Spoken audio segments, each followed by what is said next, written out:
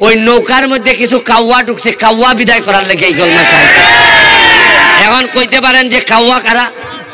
কাউয়া হইল নামে কয় শেখ হাসিনা, নামে কয় আওয়ামী লীগ, আর কামে বাগানবাসীর ৫,০০০ টাকার থেকে ২,০০০ মাইরা দেয়।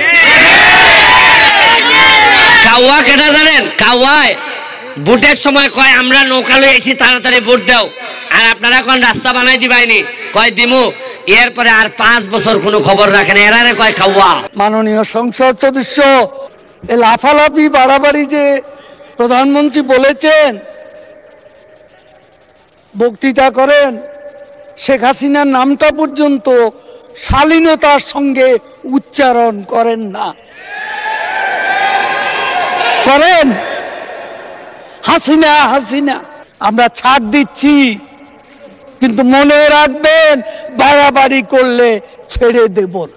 সম্মানিত দর্শক শ্রোতা, আসসালামু আলাইকুম। আপনারা ভিডিও শুরুতে দেখেছেন ব্যারিস্টার সুমন ভাই সংসদে জ্বর তুলেছেন, যে ওনার বক্তব্য যেন দুর্নীতিবাজের হৃদয়ের মাঝে গিয়ে লাগতেছে। আজকে এমন বক্তব্য, এমন কথা সংসদে আগে পরে কেউ বলার সাহস পায় নাই। আজকে ব্যারিস্টার সুমন ভাই যখন এমপি হয়েছেন, এমপি হওয়ার পর দেখতে পাচ্ছেন যে কিভাবে সংসদের মধ্যে প্রতিনিয়তই উনি কথা বলে যাচ্ছেন, যে কারোর সুযোগ না থাকলেও ব্যারিস্টার সুমন ভাইয়ের সুযোগ একবার হলো ওনাকে দেওয়া হয়।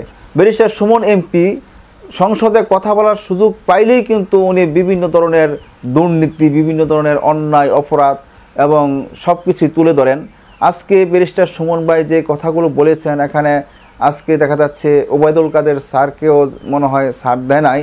আজকে যে কথাগুলো বলেছেন, এখানে যারা বড় বড় মন্ত্রী আছেন তাদের কলিজায় গিয়ে লাগছে। আজকে এই কথাগুলো শুনলে আপনারা বুঝতে পারবেন ব্যারিস্টার সুমন ভাই কীভাবে দুর্নীতিদের বিপক্ষে কথা বলেন, এবং উনি সংসদে যাদের বিরুদ্ধে কথা বলছেন তাদের মনটা কেমন হয়ে গেছে, এবং ওনার বিপক্ষে যে আবার ওবায়দুল কাদের স্যারও কিছু কথা বলেছেন। আমরা দেখি সেই ওবায়দুল কাদের স্যার কী বলেছেন এবং ব্যারিস্টার সুমন ভাই কী বলেছেন। তাহলে বেশি কথা না বাড়িয়ে আসুন, ব্যারিস্টার সুমন ভাই যে অন্যায়ের বিরুদ্ধে রুখে দাঁড়িয়েছেন এবং সংসদে উনি যেসব কথাগুলো তুলে ধরেছেন, আমরা সেই সংসদের জ্বর তোলা বক্তব্য আমরা ব্যারিস্টার সুমন ভাইয়ের মুখ থেকে শুনে আসি। মাননীয় সদস্য জনাব সৈয়দ সাইদুল হক হবিগঞ্জ ৪, সম্পূরক প্রশ্ন।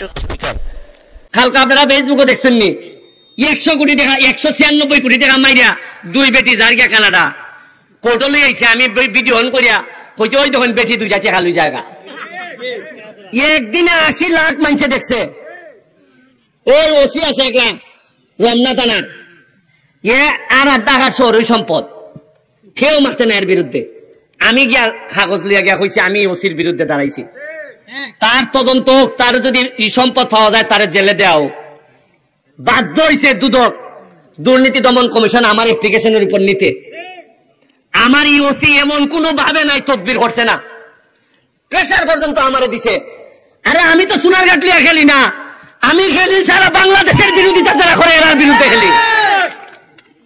আমি ওসিরে কইছি এটা প্রেসারে খাম হইতো না রে ভাই, আমি সোনারঘাটের ফুলা, আমার সারা শরীরের মধ্যে মাংসের চেয়ে খোল যাব, সর্বোচ্চ মারবা এমনি আমারে। আর যারা মারতায় না এরা কিটা বাঁচবো না তা সারা জীবন। যারা ডরায় না আপনারা, যারা কথা কইতে ডরায়, তারা কিন্তু আমার চেয়ে বেশি বাচ্চা লাগবে না। আল্লাহ যদি আমার হাত লেখকে দেখো, ১০০০ লোক আমারে মারতে চাইলেও মারতে পারতো না।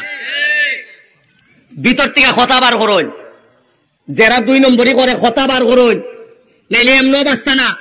চা বাগানের শ্রমিকরা কইয়া ইসলাম যে আরে তোমরা আন্দোলন করো, যা লাগে আমি দিব খানি, ১২০ টাকা মজুরিতে এমনই মরবাই, তাহলে মরার আগে একটা আন্দোলন কইরা দিয়া মইরা যাও যাতে ৩০০ টাকা হয়।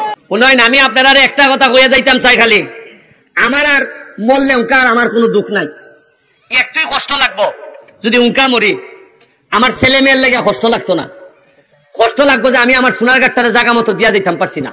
সর্বোচ্চ মারবা এমনি আমারে, প্রতিদিন আমারে কইন তারা যে তোরে মারি লিবরে ফুট, তুই তো খালি সোনারঘাট তোর শত্রু না, তোর শত্রু হইল দুনিয়ার সব মানুষ, বেশিরভাগ নেতারা আমার শত্রু। এখনো সোনারঘাটের মিনিমাম ১ থেকে ১৫০ ব্রিজ লাগে, এখনো ফুকপাড়ি দিয়া আপনার ফুকপাড় থেকে পশ্চিম পাড় পর্যন্ত আরো ৩টা ব্রিজ লাগে, নাল মুখ লাগে। সোনারঘাটের যে ব্রিজটা এটা পুরানো গেছে, এটা বদলাইয়া নতুন করণ লাগে, একটা রাস্তা করণ লাগে। আপনার প্রতিটা রাস্তা বাইঙ্গা সুরমার একটা বা দুইটা দিলেও আমি চালাই নিতে পারবো মাননীয় মন্ত্রী। ধন্যবাদ। আমি এখন মাননীয় যোগাযোগ মন্ত্রী জনাব ওবায়দুল কাদেরকে তার বক্তব্য রাখার আহ্বান জানাচ্ছি। মাননীয় স্পিকার,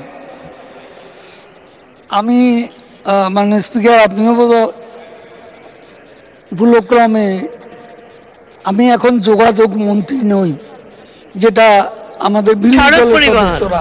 জি। আমি সড়ক ও সেতু মন্ত্রী, সড়ক পরিবহন দুঃখিত, ও জি। সেতু মন্ত্রী। হ্যাঁ, এটাই হলো শুদ্ধ। এখন দেখলাম তারা এটাও জানে না। আমাকে আপনি তো যোগাযোগ ছাড়া কথাই বলেন নাই সব সময়। এই লাফালাফি বাড়াবাড়ি যে প্রধানমন্ত্রী বলেছেন, বক্তৃতা করেন, শেখ হাসিনার নামটা পর্যন্ত শালীনতার সঙ্গে উচ্চারণ করেন না। করেন? হাসিনা হাসিনা নেতা আন্দোলনের নির্বাচনের খেলা হবে এমনি বলিনি। মাননীয় সংসদ সদস্য, ভারতে পশ্চিমবঙ্গে যে নির্বাচন হলো, যে নির্বাচনে মমতা ব্যানার্জি বিপুল সংখ্যাগরিষ্ঠতায় জিতেছেন, সেখানে মূল স্লোগান ছিল খেলা হবে। কি আমি ভুল বলেছি? সেখানে শুধু মমতা ব্যানার্জি না, নরেন্দ্র মোদীও খেলা হবে দুর্নীতির বিরুদ্ধে, সন্ত্রাসের বিরুদ্ধে, এগুলো বলে বক্তৃতা করেছে। এটা কোনো হালকা বিষয় না। রাজনীতিতে এই পলিটিক্যাল হিউমার আছে। তো পশ্চিমবঙ্গে তো কেউ বলেনি এ কথা। আর আমি কালকে 2 লাখ লোকের সামনে বক্তৃতা করছি, সারা মাঠ খেলা হবে বলেছে। তাহলে জনগণ তো এটাকে অপছন্দ করছে না। আপনি কেন করছেন? আপনার ভালো লাগে না, আপনি বলবেন না। আমি বলবো এটা একটা পলিটিক্যাল স্লোগান। পশ্চিমবঙ্গ ভারতে গণতান্ত্রিক দেশ, প্রাইম মিনিস্টার নরেন্দ্র মোদী এবং মমতা ব্যানার্জি মুখ্যমন্ত্রী, তারা এক্সচেঞ্জ করেছেন এই শব্দটাই বেশি, এই স্লোগানটাই বেশি। তাতে কিনা গণতন্ত্র হালকা হয়ে গেছে? জনগণ কি সেটা মনে করে? জিজ্ঞেস করুন। জনগণ তো সমস্যারে পাল্টা সঙ্গে সঙ্গে স্লোগান দিচ্ছে, উচ্চারণ করছে। তা আমি তো জনগণের ভাষাটা যেহেতু জনগণ পছন্দ করছে, সেই জন্য বলছি। আমি তো মারামারি করতে বলিনি।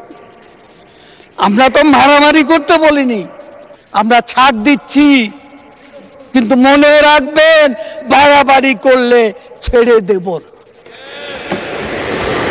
পরিষ্কার কথা। আমরা কি আওয়ামী লীগ কোথাও আপনাদের সাথে মারামারি করতে গেছি?